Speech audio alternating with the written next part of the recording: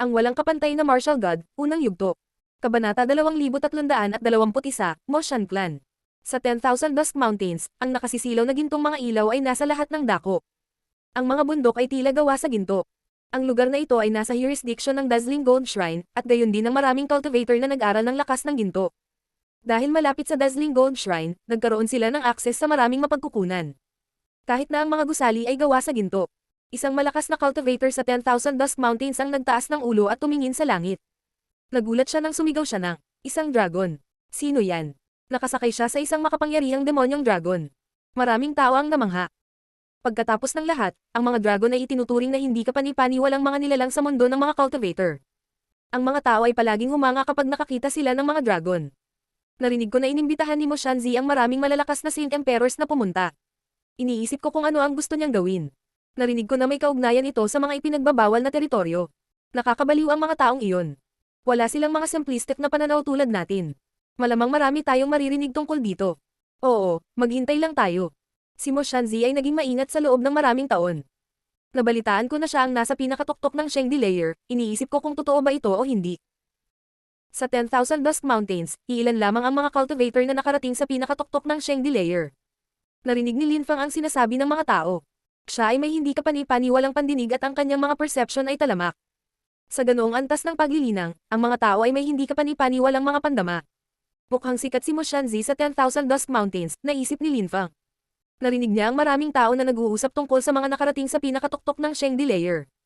Ang gayong mga tao ay may potensyal na maging mga Saint Emperor, at kung hindi sila mamamatay, karaniwan itong nangyayari. Sa makatuwid, ang bilang ng mga cultivators sa pinakatuktok ng Shengdi Layer ay hindi tumaas sa paglipas ng panahon sa mundo. Nakakuha na si Lin Fang ng impormasyon tungkol sa lugar na ito. Direkta siyang lumipad papunta sa Moshan Clan.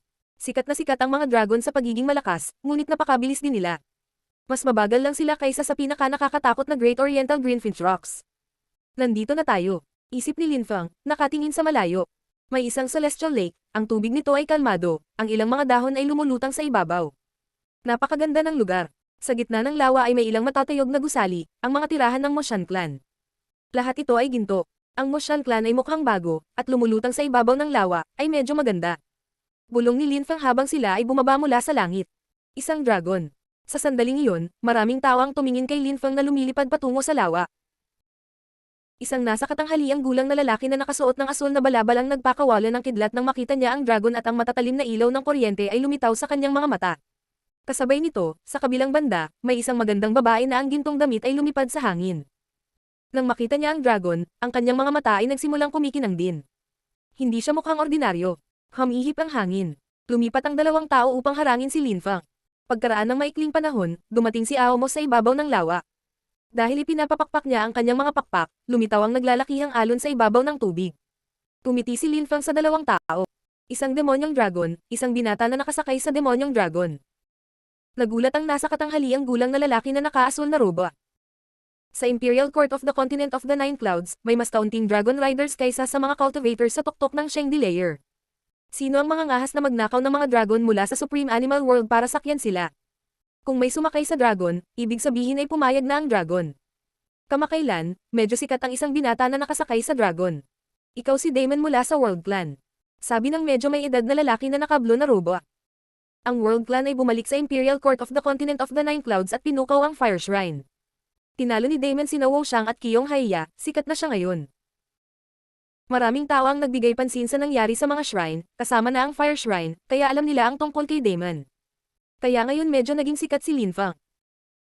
Siya ay tinuturing na isang henyo ng mga ordinaryong tao, ngunit hindi ng napakalakas na cultivator, kaya siya ay medyo sikat. Nagsimula na siyang tumayo. Nagulat si Lin Fang na inimbitahan siya ni Mo Shanzi, ngunit nagpa siya siyang tanggapin ng imbitasyon, ito ay normal. Tumanggo si Lin Fang. Sinabi ng nasa katanghaliang gulang na lalaki. Dapat maging pambihira ka para sa isang demonyong dragon na hayaan kang sumakay sa kanya. Ngunit maaari kang makipagkompetensya sa Qiyong Haiya mula sa Fire Shrine, iyon ay bihira. Nakatakas ka, syempre, baka hindi ka kasing lakas niya, pero normal lang iyon. Ang nasa katanghaliang gulang na lalaki ay may tunog. Hindi niya nambola si Lin Fang ngunit hindi rin niya ito hinamak. Sa ganitong mga antas ng paglilinang, ang mga tao ay hindi gaanong extrovert at mas nakalaan. Hindi nila hinangaan o sinisiraan ang mga tao. Nagpahayag lang sila ng mga katotohanan. Walang kabuluhan ang paninira sa mga tao, inalagaan muna nila ang kanilang sarili. Hindi nakuha ni Linfang ang kanilang atensyon dahil siya si Linfang, ngunit dahil nakasakay siya sa isang dragon. Dapat ikaw si Lange mula sa Thunder Shrine. Sabi ng babae, na nakangiti sa medyo may edad na lalaki. Celestial Sound Shrine, Hua Chenyu. Sabi ni Lange na mahinahong nakatingin sa babae, narinig ko na kaya mong maglabas ng milyon-milyong soundwave. Ikinagagalak kong makilala ka, Brother Lange, binobola mo ako, hindi ganoon kagaling ang soundwave techniques ko. Hindi ako karapat-dapat sa iyong mga papuri. Sagot ni Hua Chenyu. Pagkatapos, tumingin siya kay Aomo at ngumiti. Napaka-cute at napakabata ng maliit na dragon na iyon. Napakalakas na niya. Kumikislap ang naglalakihang mga mata ni Aomo at umungol, na nagpayanag sa langit.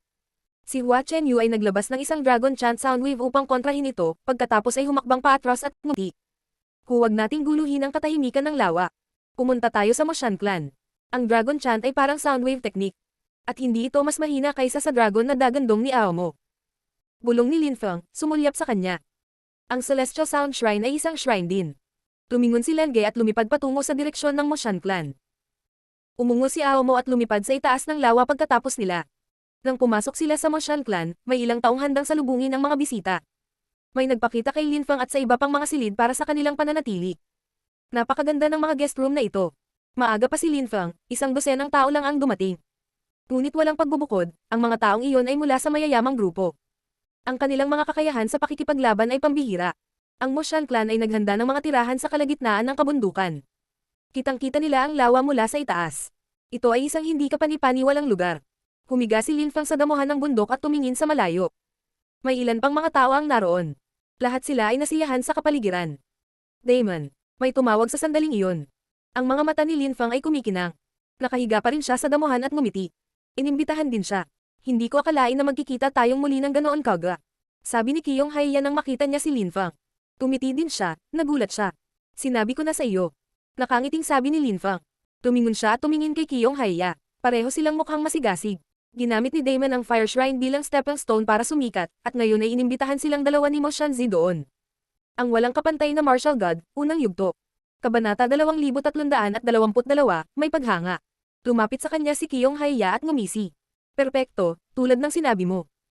Ikaw lang ba ang naimbitahan sa World Clan? Ang World Clan ay maliit. Ako lang ang nakatanggap ng invitation letter. Hindi may kukumpara ang World Clan sa Fire Shrine. Tumiti si Linfang. Medyo nanigas ang ngiti ni Qiyong Haiya. Nasira ng mga miyembro ng World Clan ang kanilang kalasag. Naiintindihan niya ang ibig sabihin ni Linfang. Pinagtatawanan niya sila. Sa sandaling iyon, may lumapag sa tabi ng Qiyong Haiya. Ang taong iyon ay mas matangkad kaysa sa Qiyong Haiya at mukhang medyo mataba. Mukha siyang kalmado at walang kibo, parang isang taong hindi kailanman magagalit. Noong nasa paligid siya, medyo na-pressure ang mga tao. Ang Qiyong Haiya ay hindi nagbigay ng ganoong uri ng impresyon sa mga tao. Napangiti ang mga tao sa paligid nang makita siya. Bukod sa Qiyong Haiya, inimbitahan din ni Mo Shanzi ang lalaking iyon. Tila si Mo Shanzi ay may magagandang plano, kung hindi ay hindi niya inimbitahan ang mga ganoong tao. Qiyong Jiutian, ang pangalan ng pamilya ng lalaking ito ay Qiyong din. Siya ay kapareho ng henerasyon ni Qiyong Haiya, at isa na siyang cultivator ng pinakatuktok ng Shengdi layer, na mas malakas kaysa sa Qiyong Haiya. Ang World Clan ay tahimik sa loob ng mahabang panahon at ngayon ay bumalik sila na may mga henyo. Hindi masama. Sana ay hindi mo bibigwin ang sinuman. Mahinahong sabi ni Qiyong Jiutian kay Linfang. Parang mayabang at mayabang siya. Siya ay naging tagapagsaka ng pinakatuktok ng Shengdi layer sa loob ng maraming taon na, isang hakbang pa, isang huling hakbang at siya ay magiging isang Saint Emperor. Dahan-daang tumayo si Linfang at mahinahong tumingin kay Qiyong Jiutian. Nararamdaman niya na pinagbabantaan siya ni Qiyong Jiutian. Siya ay tila mas malakas kaysa sa Qiyong Haiya. Mukha pa siyang mas malakas kaysa sa lalaking nasa katanghaliang gulang na nakaasul na damit. Gayunpaman, si Linfang ay Damon mula sa World Clan ngayon, at ang kanyang katayuan sa lipunan ay kasing taas ng mga taong ito. Umabant siya ng isang hakbang at nakangiting naghihintay. Ang dami mong iniisip. Nang marinig ni Qiyong Jiutian ang tugon ni Linfang, nanatili siyang kalmado, ngumiti, tumalikod, at umalis. Napaungol si Qiyong Haiya sa malamig na paraan at sinabi, "Hindi na kami makapaghintay na makita." Umalis na rin siya. Tungkol sa hindi niya hinintay na makita, siya lang siguro ang nakakaalam. Ngunit naunawaan ng mga tao na hindi siya makapaghintay na makita ang masamang bagay na mangyari kay Linfang. Sa mga sumunod na araw, hindi nagpakita si Mo Shanzi. Parami ng parami ang dumating sa Moshan Clan. 20 ilang tao na ang nagtipon doon. Lahat sila ay napakalakas. Siyempre, marami pang ibang tao ang inimbitahan ni Mo Shanzi, ngunit marami sa kanila ang walang oras na dumating ng napakaaga at maghintay. Sa ganitong mga antas ng paglilinang, ang mga tao ay may mga responsibilidad at maraming bagay na dapat gawin. Maraming tao ang hindi na magkakaroon ng oras para pumunta sa Moshan Clan. Dumating na ang deadline na ibinigay ni Mo Shanzi sa mga taong inimbitahan niyang pumunta. Ang mga tao ay ipinatawag sa isang bulwagan. May ngumiti at nagsabi, malamang na malapit nang dumating si Mo Shanzi. Nandito na siya. Iniisip ko kung ano ang gusto niyang sabihin sa atin. Ang layo sa Supreme Animal World. Dahil siya ay bumalik, ito ay dapat na napakahalaga. Pag-iisip ng iba. Nakinig si Lin Feng sa kanilang pinag-uusapan. Naunawaan niya na si Mo Shanzi ay hindi palaging nasa Moshan Clan. Tila, gumugol siya ng oras sa Supreme Animal World nitong mga nakaraang araw. Nagpunta si Mo Shanzi sa Supreme Animal World para magsanay, ngunit narinig niya ako. Iniisip ko kung gusto ni Mo Shanzi na sumama ako, o ang Moshan Clan ba. Dapat expert sa communication ang lalaking iyon. Kahit nagbibiyahe siya, hindi niya nakakalimutan ang iba niyang responsibilidad. Pag-iisip ni Lin Feng, isang matandang lalaki ang lumitaw at bumaba mula sa langit. He smiled at everybody and said, lahat, matagal na kayong naghihintay. Bumalik na ang young master, naliligo at nagpapalit ng damit. Nag-organize kami ng welcome dinner. Pakiusap sumunod po kayo sa akin. Ang mga silweta ay kumikislap.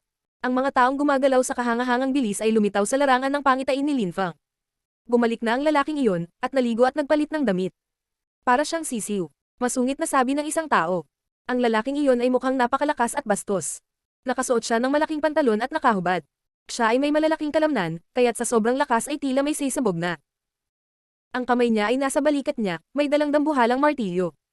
Ang mga ganitong tao ay mahirap kalimutan pagkatapos ng isang sulyap. Ano? Bakit napakawalang tiyaga mo? Sa tingin mo ba lahat ng tao bastos tulad mo? Ang pagiging malinis ay magalang sa mga taong nakakasalamuha mo. Malamig na sabi ng isa pang medyo may edad na. Siya ay tumingin brutal at ligaw, na may isang malaking balbas. Mukha siyang marangal at maharlika. Tumahimik ka, sumpa ng isang binata, napakatangkad na may kasamang hayop. Ang kanyang mga kamay ay nasa manggas ng kanyang sayan na damit, at ang mga maputlang ilaw ay nakapalibot sa kanya.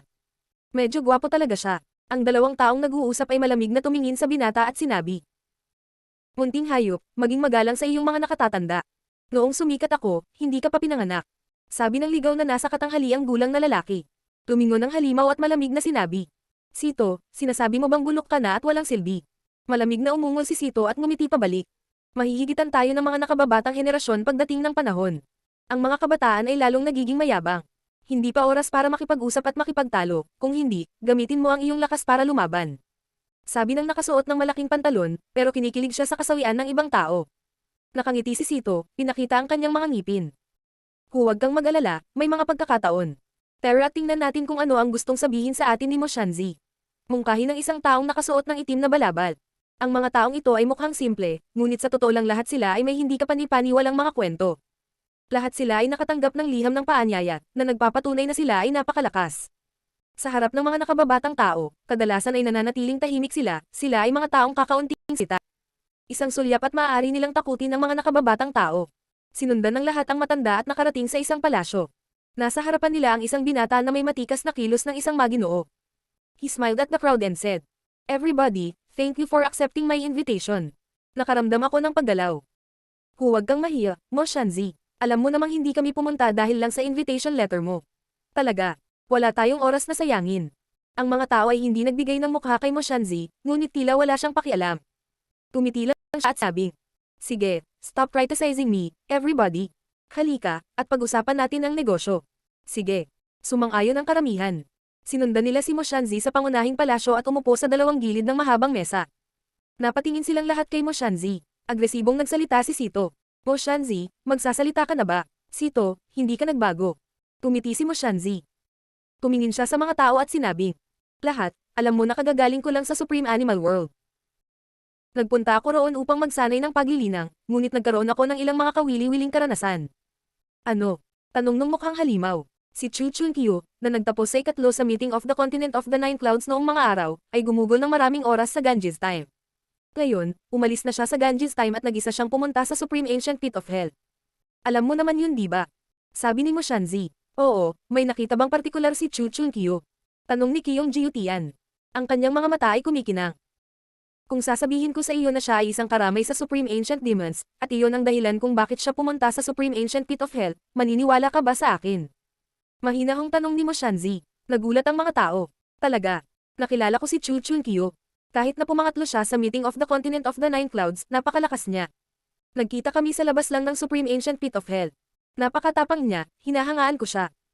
Kahit na hindi ko alam kung mas malakas sa kanya o hindi sina Lin Fang at Kung Ming, na ayon sa pagkakasunod-sunod ay niranggo ang una at pangalawa sa Meeting of the Continent of the Nine Clouds, kaysa sa kanya, alam kong napakalakas ni Chu Chunkyo. Kalmadong sabi ni Mo Shanzi.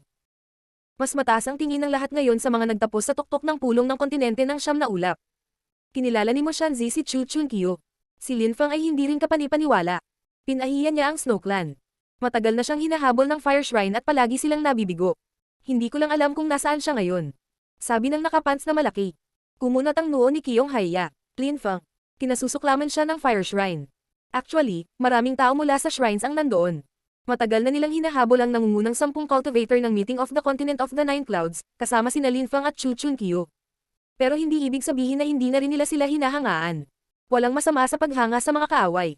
Ang walang kapantay na martial god, unang yugto. Kabanata 2323, Pagdalugad sa misteryo ng mga ipinagbabawal na teritoryo. Ayaw pag-usapan ni Qiyong Jiutian si Lin Fang at sinabing, Mo Shanzi, nakita mo na ba ang Supreme Ancient Demon? Oo, sa sarili kong mga mata.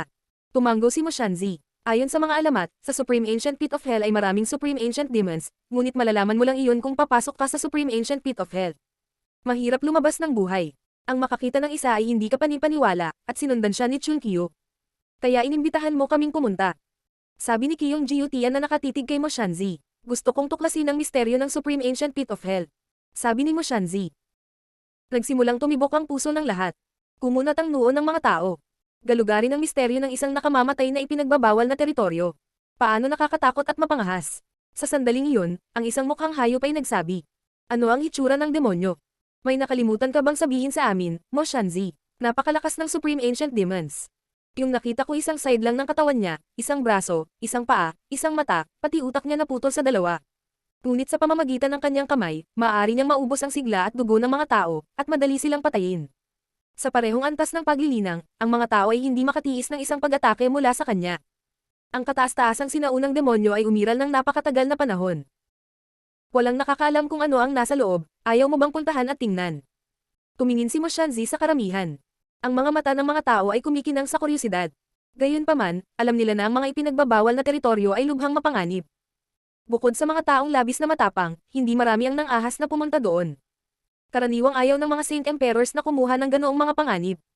Siguro may ilang mga Saint Emperor na nagpunta roon at ginalugad ang mga misteryo ng mga ipinagbabawal na teritoryo, ngunit hindi nila sinabi kahit kanino dahil ang iba ay hindi kwalipikadong malaman ang mga detalye na alam lamang ng mga tagaloob. Kataas-taasang sinaunang demonyo.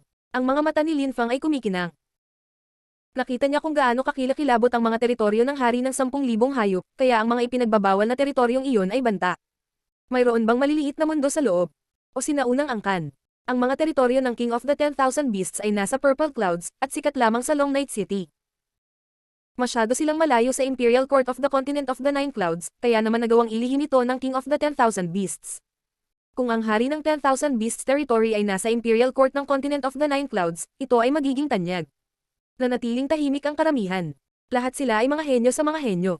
Kung tuklasin nila ang mga misteryo ng mga ipinagbabawal na teritoryo kasama ng mga Saint Emperor, wala itong silbi dahil mauna silang mamatay. Naunawaan nila kung bakit hindi nag-imbita si Mo Shanzi ng sinumang mga Saint Emperor, hindi sila kabilang sa iisang mundo. Kung gusto ng mga Saint Emperor na tuklasin ang misteryo ng mga ipinagbabawal na teritoryo, magagawa nila ito kasama ng ibang mga Saint Emperor. Talagang gusto nilang pumunta at tuklasin ang misteryo ng Supreme Ancient Pit of Hell, ngunit alam nila na ito ay magiging lubhang mapanganib. Mo Shanzi, hindi mo kami pinapunta diretso sa Supreme Animal World, pinuna mo kaming pumunta dito. Ibig sabihin naghanda ka ng mga gamit dito diba? Handa akong sumama sa iyo at tuklasin ang misteryo ng ipinagbabawal na teritoryo, ngunit kailangan ko ring maghanda.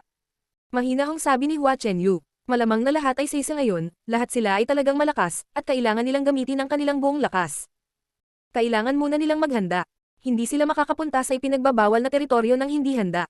Siyempre, Hua Chenyu, karapat-dapat ka sa iyong hindi ka panipaniwalang reputasyon. Masaya akong darating ka, tumiti si Mo Shanzi. Darating din ako. Sabi ng malakas na lalaki na nakasuot ng malaking pantalon, na tuwang-tuwang binasag ang mesa sa harapan niya. Kung pupunta si Qi Lianshan, ako, Sito, ay hindi rin tatanggi. Deklara ng nasa katanghali ang gulang na lalaki, malamig na sinulyapan ng malakas na lalaki na nakasuot ng malaking pantalon. Sila ay sapat na mga tao upang pumunta. Hindi nila gustong pumunta ng mag-isa, kaya ito ay perpekto. Ako, si Lange, darating din. Tumanggo ang lahat. Matapang si Chu Chunkyu, nag-isa siyang pumunta sa Supreme Ancient Pit of Hell. Napakarami talaga nilang malalakas na cultivator, kailangan nilang tanggapin. Kahit na ito ay magiging mapanganib, malamang na ito ay magiging kapaki-pakinabang. Tumingin si Lin Fang sa karamihan, kumikinang ang kanyang mga mata. Nais din niyang pumunta. Darating din ako, sabi ni Lin Fang. Tumingon si Qiyong Haiya at malamig na tumingin kay Lin Fang. Malamig na ngumiti si Lin Fang sa loob. Ang galing. Dahil gusto ng lahat na pumunta, magkita tayo sa Black Phoenix Animal District sa periphery ng Supreme Ancient Pit of Hell. Lahat, ibigay sa akin ang iyong mga detalye sa pakikipag-ugnayan. Makikipag-ugnayan ako sa iyo sa tamang oras, sabi ni Mo Shanzi. Lahat sila ay nagmula sa iba't ibang lugar, kaya ang pagpupulong sa labas ng Supreme Ancient Pit of Hell ang pinakamaganda. Napakagaling. Tumango ang lahat at ibinigay kay Mo Shanzi ang kanilang mga contact details. Umalis sina Lin Fang at Aomo pagkaraan ng ilang sandali. Tuwang-tuwa si Aomo. Dadalhin niya si Lin Fang sa Supreme Animal World at ipapakita siya sa paligid. Wala siyang masyadong alam tungkol sa Supreme Ancient Pit of Hell, gayunpaman. Si Lin Fang ay nakaupo sa likod ni Aomo. Naramdaman niyang may malamig na nakatingin sa kanya. Tumingin si Lin Fang at nakita si Qiyong Haiya. Magkita tayo sa Supreme Animal World. Malamig na sabi ni Qiyong Haiya. Malamig na ngumiti si Lin Fang sa loob. Bata, nakapunta ka na ba sa Black Phoenix Animal District? Tanong ni Lin Fang kay Aomo. Hindi, pero narinig ko na. Maraming itim na phoenix doon. Noong sinaunang panahon, patuloy silang nakikipaglaban sa mga tao, at walang sino man ang nagawang mga api sa kanila. Ngunit isang araw, nahaharap sila sa isang kalamidad at ngayon ay hindi na sila kasing lakas ng dati. Iningatan nila ang pangalang Phoenix kahit hindi na sila puro. Nakita ko, iniisip ko kung ano ang pinagdaanan ni Chu Chunkyu sa Supreme Ancient Pit of Hell. Bulong ni Lin Fang sa sarili. Si Chu Chunkyu ay isang napakadelikadong cultivator. Sinubukan niyang patayin si Nalang Ye at Hao Qinglin noon, at gusto rin niyang makuha ang kalooban ni Lin Fang. Gaano siya naging matatag? Mabilis na kumalat ang balita na nag-imbita si Mo Shanzi ng napakalakas na cultivator na pumunta sa Supreme Ancient Pit of Hell kasama niya. Sa kabila ng lahat ng mga alamat na nagdulot ng takot sa mga ordinaryong tao, si Mo Shanzi at ang mga henyo ay pupunta, na nagpapatunay ng kanilang katapangan. Bumalik sa Fortune Shrine, sinabi ng clone ni Lin Feng sa diviner tungkol sa paglalakbay. Tumiti ang manghuhula at nagsabi. Paunti-unti ang mga tao na tumutuklas sa misteryo ng mga ipinagbabawal na teritoryo. Ang mga taong pumupunta minsan ay hindi bumabalik, o kapag bumalik sila, hindi nila ito pinag-uusapan. Ngunit alam ng lahat na ang mga ipinagbabawal na teritoryo ay nakakatakot. Wala kang dahilan para tumanggi. Magaling. Sa katunayan, para sa gayong mga tao, ang nakakatakot ay hindi isang konsepto na sineseryoso nila. Mag-iingat ka lang, sabi ng manghuhula. Wala siyang dahilan para pigilan si Lin Fang na pumunta. Ang mga ipinagbabawal na tao ay nakatadhana na magkaroon ng pambihirang buhay, gayunpaman. Ang mga lugar na iyon ay tinawag na Forbidden Territory, at si Lin Fang ay isang forbidden person. Paano matatakot ang isang forbidden person sa isang forbidden territory? Si Mo Shanzi, Qiyong Jiutian, Sito, at ang iba pang pupunta ay pawang nakakatakot na pangalan. Maraming tao ang natuwa. Ito ang pinakakahanga-hangang grupo ng mga tao na pumunta sa mga Forbidden Territory sa loob ng 1,000 taon. Isang grupo ng mga hindi kapani-paniwalang henyo ang magtitipon sa Supreme Ancient Pit of Hell. Papunta na ang mga henyong iyon, kasama si Lin Fang. Ang Supreme Animal World ay isang nakahiwalay na mundo sa Imperial Court of the Continent of the Nine Clouds. Isa itong holy place para sa mga hayop at nasa hilagang bahagi ng Imperial Court of the Continent of the Nine Clouds. Nakatanggap si Lin Fang ng mga direksyon mula sa Fortune Shrine. Matapos dumaan sa ilang teleportation portal, dumating si Lin Fang sa harap ng isang madilim na lungsod. Ang pasukan sa Supreme Animal World. Ang walang kapantay na martial god, unang yugto. Kabanata 2324, espesyal na kapangyarihan ni Aomo. Kahit na ang Supreme Animal World at ang Imperial Court of the Continent of the Nine Clouds ay dalawang magkaibang mundo, malayang makatawid ang mga tao sa hangganan. May mga taong gustong makipagkalakalan sa mga hayop ng Supreme Animal World, ngunit ginawa nila ito sa dilim dahil ang ilang tao o hayop ay walang positibong opinyon tungkol dito. Sa makatuwid, may ilang nakamamatay na labanan din ang nangyari sa madilim na lungsod na iyon. Ang mga taong naroon ay mas malakas lamang, at uhaw din sa dugo, mabangis, at matapang. Siyempre, binigyan nila ng pansin kung sino ang kanilang nasaktan. Kung hindi, maaaring maghayganti ang Supreme Animal World, at ang isang solong tao ay hindi makakalaban sa Supreme Animal World ng mag-isa. Ang mga tao ay nanghuli ng mga hayop, at ang mga hayop ay kumakain ng mga tao. Sa Supreme Animal World, mayroong mga tao sa lahat ng dako, ngunit ito ay mapanganib para sa kanila. Maaaring patayin sila ng mga hayop anumang oras, ito ang kanilang lupain. Sina Lin Fang at Aomo ay nag-teleport mula sa madilim na lungsod patungo sa Supreme Animal World.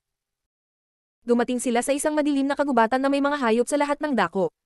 Ang kapal at mayamang hayop na Chi. Bulong ni Lin Fang, inaamoy ang Chi. Nasusuklam sila sa mga tao, kaya nananatili sila sa lugar na ito dahil ang mga tao ay karaniwang dumarating dito mula sa madilim na lungsod. Kapag nakakita sila ng mga tao, sinusubukan nilang patayin. Paliwanag ni Aomo. Tumanggo si Linfang. Pagkatapos ay nagpatuloy si Aomo na ikinumpas ang kanyang mga pakpak at tumingin sa paligid. Umungo si Aomo, at huminto ang ilang mga hayop sa kagubatan. Ilan sa kanila ay ibinaba ang kanilang mga ulo. Para sa kanila, ang mga dragon ay parang mga hari, pinanghahawakan nila sila sa pagkamangha at paggalang. Nanguna si Aomo, at walang nangyari sa kanila sa daan. Lumipad sila sa direksyon ng Black Phoenix Animal District. Makalipas ang 20 araw, nakita ni Linfang ang isang ancient animal district. May mga naglalakihang matatuyog na gusali ng hayop. Ibang-iba ito sa mundo ng King of the 10,000 Beasts. Ang chi dito ay mas brutal. Ito ay din, malinaw naman, ganap na naiiba mula sa mundo ng tao. Maraming tao ang nagtaas ng ulo nang makakita sila ng dragon sa langit. Isang dragon ang nagpakita sa teritoryo ng mga itim na phoenix. At ang dragon na iyon ay may tao sa kanyang likuran, mas malala pa. Sa isang celestial na palasyo sa tuktok ng isang napakalaking bundok, may nakatingin sa malayo at nakita si Aomo. Malamig na kumikinang ang mga mata ng taong iyon. Walang dignidad ang dragon na iyon. Nagpatuloy sina Linfang at Aomo. Naramdaman ni Linfang na may nakatingin sa kanya. Sinulyapan niya ang celestial na palasyo sa di kalayuan at nakita niya ang isang silweta, isang taong nakasuot ng ginintoang at purple na robe ng tigre. Para siyang isang sinaunang hari ng hayop, marangal at maharlika. Nakatitig siya kay Aomo. Ibaba mo ang impyerno. Galit na sigaw ng lalaki. Ang ganitong nakakatakot na dagandong ay maaaring sirain ang mga panloob na organo ng isang ordinaryong tao. Naramdaman ni Linfang ang mabibigat na sound waves, at nakakita ng maraming ilusyonaryong tigre.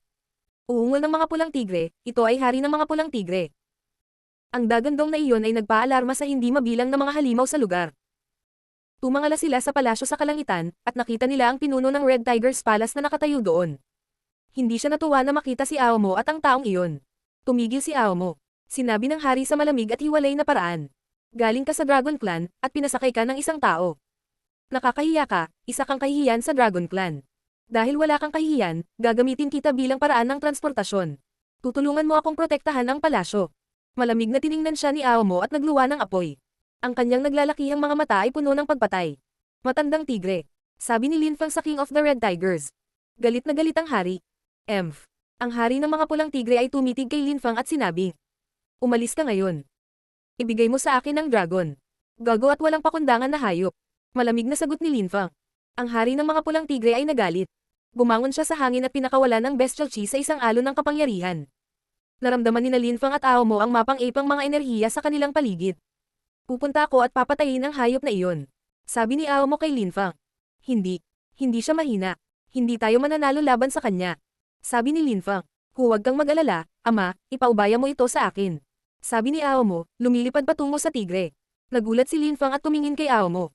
Hindi niya talaga alam kung gaano kalakas si Aomo. Isa siyang dragon, malamang may mga espesyal na kapangyarihan siya. Ang hari ay hindi manggahas na patayin siya, gayunpaman. Si Linfang ang nasa panganib. Kahanga-hanga, makikita ko kung gaano kalakas ang isang dragon. Malamig na sambit ng King of the Red Tigers. Siya flash forward at naglabas ng makapangyarihang mapang-api na enerhiya. Itinaas niya ang kanyang kamao, ngunit parang isang bundok ang lumitaw. Hindi natakot si Aomo. Lumitaw ang kanyang mga kuko, at ang kanyang balat ay parang baluti. Ang banggaan ay kahanga-hanga at malakas na parang kulog. Si Aomo ay sumugod sa kalangitan, may mga sugat na lumitaw sa kanyang mga braso, isang nakakatakot na mabigat na lakas na tumagos sa kanyang katawan. Umubo siya ng dugo. Naunawaan ng King of the Red Tigers ang lakas ng lupa, ang kanyang mga pag-atake ay napakabigat. Siya ay isang hari ng lupa. Kumunat ang noo ng King of the Red Tigers. Hindi niya inaasahan na magiging malakas si Aomo para makipagkompetensya sa kanya. Siya ay umungal at kumilos ng mas mabilis kaysa sa mata. Ang salitang hari ay lumitaw sa ibabaw ng kanyang mukha. Ilang hari ng tigre ang lumitaw sa paligid ni Aomo at nakipagtagpo sa kanya. Naglabas si Aomo ng nakakatakot na madilim na demon chi, ang kanyang mga mata ay naging itim. Narinig ng mga tao sa paligid ang mga chants ng dragon. Si Aomo ay naging ilang dragon at bumaril patungo sa iba't ibang hari ng tigre. Ang mga demonyong dragon ay bumagsak sa mga hari ng tigre, matagumpay na umaatungal. Ikanaway ng hari ng mga pulang tigre ang kanyang mga kamay at ang mga hari ng tigre ay umungal ng galit na galit. Ang kanilang mga dagandong ay maaaring sirain ang mga kaluluwa ng mga tao. Parang umabot na sa rurok ng pagiging perpekto ang mga dagandong ng hari ng pulang tigre. Ang kanyang pangalawang daw ay halos nasa pinakamataas na antas. Bulalas na madlang nanunood sa ibaba. Ang King of the Red Tigers ay isang pinuno sa rehiyong iyon at ang lahat ng ito ay hindi nakakagulat, siya ay napakalakas. Ang demonyong dragon ay tila madudurog. Isang demonyong dragon na lamang ang natitira, at siya ay nahihirapan. Sa pagkakataong iyon, biglang nagdilim ang paligiran. Napuno ang hangin ng mga lakas ng demonyo. Isang anino ng dragon ang lumitaw at pinawi ang kalangitan. Ang kakayahan ng makajos na Dragon Clan. Nakasimangot ang mga hayop sa di kalayuan. Ang pinakamalakas na dragon ay may espesyal na kakayahan na naging dahilan upang mas malakas ang kanilang daw. Ang hari ng pulang tigre ay nagtaas ng ulo. Gaya ng inaasahan, napakalakas ng dragon, at magagamit niya ang espesyal na kakayahan ng Dragon Clan. Madilim ang kapaligiran at mukhang apokaliptik. Noong una ay gustong makisali ni Lin Feng, ngunit nang makita niya iyon, tumigil siya, kumikislap ang kanyang mga mata. Ang haring tigre ay napakalakas at kontrolado ang lakas ng lupa. Nagkaroon din siya ng ilang sound attacks, kaya naiintindihan niya ang dalawang uri ng daw. Ngunit si Ao ay may talento at ang kanyang mga pag-atake ay sumasabog. Ang dragon ay nagbura ng mga enerhiya na naging madilim na lakas ng demonyo. Pinalibutan ng mga dragon ang mga tigre, na naging itim. Patayin siya. Sigaw ni Aomo. Kaagad, ang mga hari ng tigre ay dinurog at nawasak ng mga lakas ng demonyo. Kasabay nito, isang nakakatakot na lakas ng demonyo ang bumaril patungo sa King of the Red Tigers at pinalibutan siya. Naninigas ang mukha ng King of the Red Tigers. Unti-unti na rin siyang dumidilim. Asar. Galit na sigaw ng hari ng Red Tigers. Bigla siyang nagkaroon ng 3 ulo at 6 na braso. Ang lahat ng mga ulo ay umuungal sa galit.